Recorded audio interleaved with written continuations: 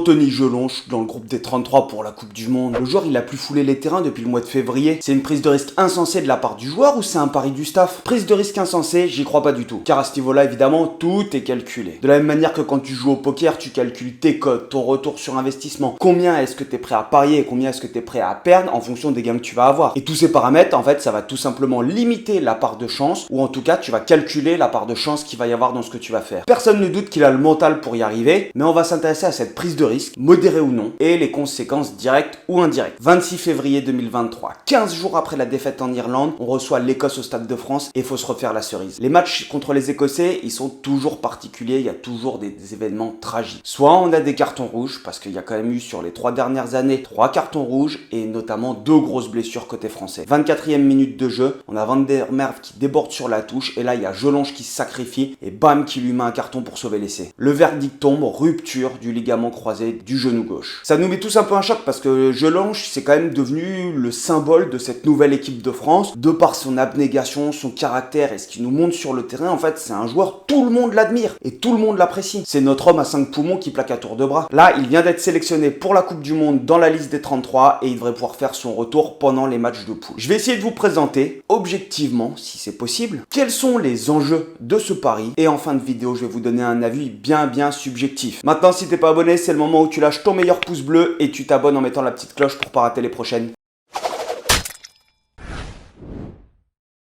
Petit rappel pour certains et culture pour d'autres. Il y a 2 ligaments croisés dans le genou, un antérieur et un postérieur. Leur rôle, c'est d'empêcher les os du genou de glisser sur l'avant ou sur l'arrière et les torsions. Lorsqu'il y a une rupture des ligaments croisés ou du ligament croisé, doit te faire opérer en règle générale et il y a 2 techniques, DIDT ou Kenneth Jones. C'est des techniques d'opération différentes et des protocoles de rééducation différentes. J'avais bossé dessus il y a 15 ans en master en STAPS, mais là je suis plus du tout calé sur le sujet et je pense que les choses ont évolué. Une chose est sûre et certaine, c'est que la rémission, elle est longue sur ce type d'opération. Pour le touriste comme toi et moi, pendant très longtemps, on disait que c'était 9 mois. En réalité, ce qui est très long, c'est la cicatrisation. Et il semblerait qu'aujourd'hui, les techniques d'intervention soient un petit peu moins violentes et donc du coup, la cicatrisation, elle se fait aussi plus rapidement. Pour les sportifs, évidemment, c'est une grosse perte pour leur club ou leur sélection nationale quand ils sont pas là et donc du coup, tu fais tout pour diminuer ce temps de rémission. Et aujourd'hui, au bout de 6 mois, tu commences à avoir des sportifs qui reviennent sur le terrain. Le souci majeur sur une blessure comme ça, c'est le risque de récidive. Les causes, elles peuvent être multiples. Une fois que tu as une blessure, tu peux avoir des déséquilibres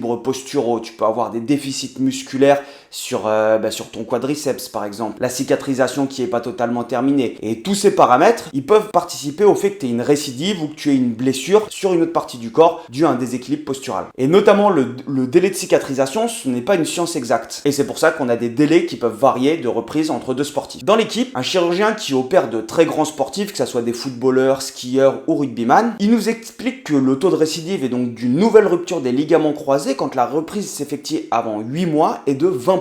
Une chance sur 5. Tout simplement parce que la greffe, en fait, le délai de cicatrisation, c'est 8 à 9 mois. En gros, pour Jelonch, ça atteindra 7 mois le jour où on va jouer l'Italie. Et sinon, on sera à 6 mois et des poussières pendant les matchs de poule. La littérature scientifique montre qu'une reprise à 6 mois, le risque de blessure est 2 fois plus important qu'une reprise à 7 mois. Et que sur une reprise à 7 mois, c'est toujours 2 fois plus important qu'une reprise à 8 mois. Alors pourquoi prendre le risque de faire jouer Jelonch si tôt? Tout d'abord, du point de vue de Jelonch, ça semble totalement normal. Il est conscient des risques de rechute et d'une saison blanche derrière. Il s'est battu toute sa vie pour en arriver à ce niveau de jeu, franchir toutes les étapes les unes après les autres, les étapes de sélection en jeunes départementales, régionales, intégrer un centre de formation, avoir ton premier contrat pro, jouer ton premier match en professionnel, avoir ta première sélection en équipe de France, t'imposer comme un cadre dans cette équipe de France. En fait, tu t'es battu pour en arriver là, juste pour jouer cette Coupe du Monde. T'as construit ce projet pour jouer cette Coupe du Monde chez toi depuis 4 ans. Quand tu es sportif, c'est ta vie et vivre des moments comme ça, c'est sûrement, je pense, qui peut t'arriver de plus beau ou de plus marquant dans une carrière. Si tu as déjà joué au rugby, tu as sûrement déjà dû serrer les dents sur des matchs où on avait besoin de toi parce qu'il n'y avait pas assez de joueurs, parce que tu es en phase finale. Tu as joué sur une jambe ou avec un doigt cassé, avec des hématomes. Ça fait partie aussi de la beauté de notre sport, sport qui nous abîme tout de même. Le don de soi, ça fait partie du quotidien d'un joueur de rugby. Et Jelonch là-dessus, c'est pas un crevard. Alors s'il y a un risque de blessure et de rechute, soit, mais tu tentes ta chance. Car s'il y a 50% de chances que ça passe, s'il y a une chance sur 2 pour que tu puisses disputer le mondial et faire l'aventure avec le groupe avec lequel tu vis depuis 4 ans, mais bien sûr que tu le fais. Mais ça, c'est le point de vue côté joueur. Maintenant, côté staff, pourquoi est-ce que Galtier, il fait ce pari de prendre Jelonche alors qu'il manque de rythme, qu'il a pas joué depuis 6 mois et qu'il y a un risque de rechute? Et alors là, c'est que des suppositions. Tout d'abord, et ça c'est vraiment très personnel, je pense que quand tu as un collectif, l'aventure sportive que tu vis avec eux est indissociable de l'aventure humaine. S'il n'y a pas d'humain, tu as beau avoir la meilleure équipe ou les meilleurs joueurs individuellement du monde, le moment où ça va devenir dur, il y a un risque pour que ça explose sur le terrain. C'est dans l'adversité où tu te rends compte de l'importance de ces liens humains. Peut-être que tu en as déjà vu ou que tu en as déjà joué, des équipes qui, quand ça va devenir dur, sur un match à élimination directe, sur un match à enjeu,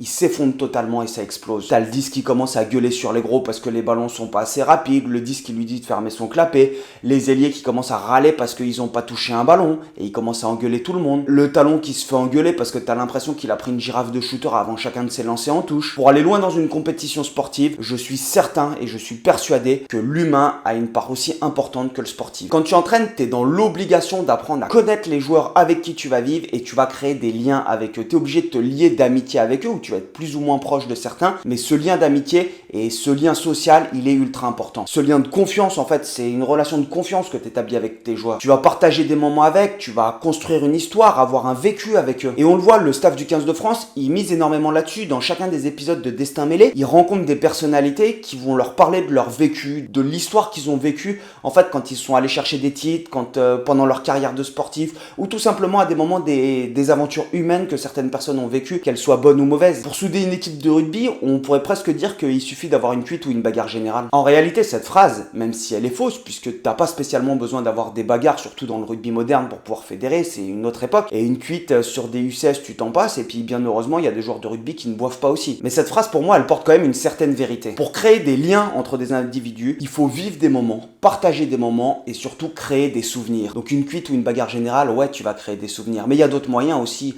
t'as tous les stages de cohésion, et il y a plein de choses que tu peux mettre, et des outils que tu peux mettre en place pour créer des souvenirs. Et pour moi, c'est ces moments vécus ensemble, ce passif, ces relations qu'il va y avoir qui va faire que ton groupe va être fort au moment où il a besoin d'être fort. Quand tu penses à un ami à toi, tu vas tout de suite avoir des souvenirs qui vont remonter, des moments que tu as passé avec lui, bons ou mauvais. Et au rugby, ce que tu vis avec un groupe pendant une saison, ça te marque à vie. Il y a 10 ou 15 ans, j'étais responsable sportif d'un club de rugby en fédéral sur les jeunes, qui est le club de Clamart. Une petite dédicace à tous les Clamartois d'ailleurs. Et il y a pas longtemps, il y a un joueur qui m'envoie un message, en fait, j'ai pas de nouvelles depuis 10 ans. Et il est tombé sur YouTube, sur moi, sur sa télé. Il m'envoie un petit message, oh, quand tu tombes sur ton ancien coach sur YouTube. Et il me renvoie un message, mais archi sympa, et il me dit, putain, on reparle souvent de toi. On avait passé des moments extraordinaires. Et moi, c'est ça que je trouve magique au rugby, c'est que le vécu, et là, quand j'en parle, j'ai des frissons, le vécu que tu vas avoir avec un groupe et avec des joueurs, tu n'as pas besoin d'en parler, et tous ceux qui ne l'ont pas vécu, ils ne savent pas. Il y a des mecs, tu vas pas les voir pendant 10 ans, mais tu vas arriver, tu vas leur serrer la main, tu les regardes dans les yeux, et tu sais ce que tu as vécu avec lui. Et ça, c'est la beauté de notre sport. C'est ces moments magiques que tu vis avec des groupes, avec des individus, et ces moments, il y a personne qui peut te les voler. Et c'est pour ça qu'on joue au rugby, c'est pour ça qu'on entraîne au rugby. C'est ça l'histoire du rugby, et c'est pas autre chose. C'est ce que Fabien Galtier nous dit quand il nous dit Jelonche, il appartient à cette aventure. Bien sûr qu'il appartient à cette aventure. Vous avez votre vécu. Nous, on sait pas comment ça se passe dans votre groupe. Et si tu le sors, peut-être qu'un autre sélectionneur, il aurait pu avoir cette décision et il aurait pu prendre le choix de le sortir. Tu lui fais autant de mal à Jelonche qu'à tous les autres qui ont construit le groupe avec lui. Dans la hiérarchie, il était numéro 1 à son poste. Il a le feu vert médical. C'est sa décision de dire ok, moi je prends le risque, même s'il y a un risque de rechute, de participer avec vous. C'est son choix. Et si tu lui retires, je pense que tu le flingues. Le mec, il s'est dépouillé pour le 15 de France. Ça fait 6 mois.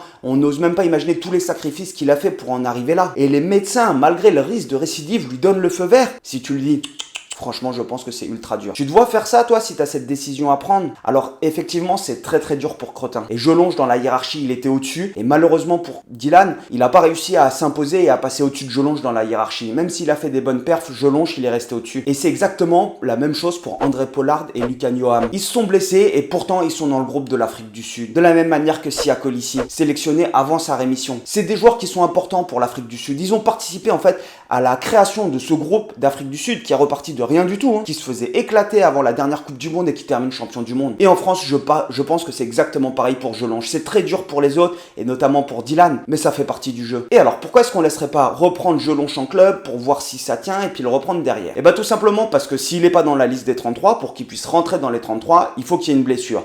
Évidemment, tu demanderas pas à un joueur de simuler une blessure pour sortir du groupe. Tu t'imagines ça, c'est quelque chose, humainement, c'est juste pas possible de le faire et ça s'appelle tricher. Donc ça veut dire que tu es obligé d'attendre qu'il y ait un potentiel troisième ou deuxième ligne qui casse pour que Jelonche revienne. Donc ça, c'est hors de question. Et puis même si tu fais ça, tu le tues mentalement. C'est-à-dire que tu le renvoies en club en lui disant peut-être que si tu reviendras. Non. Et là, je pars sur un avis totalement personnel sur lequel vous allez sûrement rebondir. Quand il va avoir le feu vert médical pour reprendre, a priori, il va enchaîner sur les matchs de poule et il va commencer sur le banc pour prendre 20 à 30 minutes, histoire de retrouver le rythme de la compétition. En revanche, si la France se qualifie en phase finale, et oui, je dis si on se qualifie, puisque tout le monde nous voit déjà qualifiés, il faut pas oublier que l'Italie n'est pas une petite équipe, il n'y a pas de match facile en Coupe du Monde. Donc si on se qualifie en phase finale et que le staff a été content des performances de Jelonche, je pense qu'il doit commencer le match de phase finale et il ne doit jamais être sur le banc. Pourquoi? Tout simplement parce que si son genou ne tient pas, il y a du coaching immédiat. J'ai souvent eu le cas, pas à ce niveau-là bien évidemment, mais quand tu as un joueur qui a un star, qui a une blessure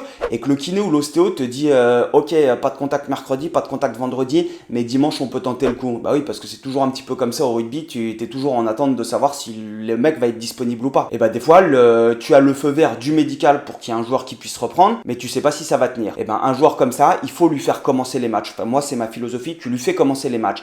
Parce que si jamais ça casse, tu peux faire ton coaching. Alors qu'à l'inverse, si tu fais ton coaching et que le mec à la 60e ou à la 50e, il rentre et que malheureusement ça le fait pas et qu'il se reblesse, tu es obligé de refaire un coaching et de remoduler ton équipe dans l'autre sens. Et ça peut te perturber quand tu es sur le banc de touche. Déjà que quand tu es sur le banc de touche, t'as pas réellement d'influence puisque tout ton travail, tu le prépares en semaine, tu envisages tous les cas de figure, tu es juste là pour orienter les joueurs. Évidemment, c'est eux qui sont sur le terrain et tu leur dis pas hey, 2 contre 1, fais ta passe. Ça fonctionne pas ça. Et donc je pense que s'il est performant en phase finale, il faut qu'il commence. Et surtout, quid du banc de touche maintenant? Parce que là, s'il est dans le groupe et qu'il faut qu'il commence le match, t'es obligé d'avoir un profil troisième ligne. Bovaka, pourquoi pas? Bon, j'avoue, on devrait trouver, il y a quand même Woki, il y a quand même Flamand, il y a même Danti qu'on pourrait faire passer troisième ligne. Allez, ça c'était juste une petite réflexion en fait justement sur Jelonche que je voulais vous partager. N'hésitez pas à me dire ou pas si ça vous plaît ce type de vidéo parce que moi je suis pas à l'aise en fait pour créer des vidéos, j'aime bien parler de rugby, je m'intéresse énormément au rugby, au jeu et ça c'est plus des réflexions qui sont en dehors du rugby et les partager, je sais pas si ça a un sens ou pas et c'est plutôt vous qui me le dites si vous aimez bien le contenu et ce genre de réflexion, bah c'est avec plaisir et puis si vous aimez pas, bah je passe à autre chose. Un gros merci à tous ceux qui me soutiennent, je le dis pas assez souvent, c'est vraiment sympa, même si c'est des pouces, des partages, des likes ou des petits retours et les dons, bah c'est super agréable. Et puis on se revoit à Clamart, allez topette.